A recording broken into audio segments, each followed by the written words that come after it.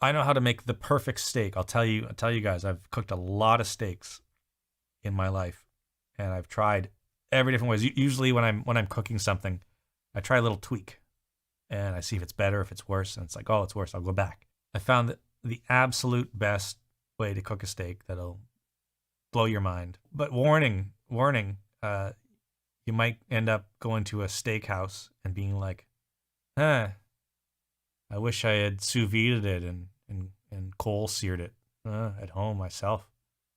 You'll be like, oh, is the seasoning, is this really, it'll ruin a lot of steak for you in restaurants. First thing you need to know is sous vide.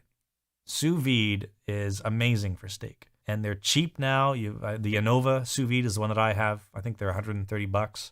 For filet, for tenderloin, I take a 2-inch thick steak. You add High's seasoning salt, the red one with the MSG. High's seasoning salt. You add Montreal steak spice. You get the peppercorns in there and some little bit of dried onion from the Montreal steak spice. And then you sous vide it for 1 hour at 130 Fahrenheit. Then you take out your steak, and I have a smoker, a big green egg smoker. You put coals in it in the bottom, and I have this Weber grate that is smaller than the big green egg grate that comes with it. And you put the Weber really, really close to the coals. It sits on the metal wire basket. So you have about, half an inch between the top of the coals and what's going to be the steak.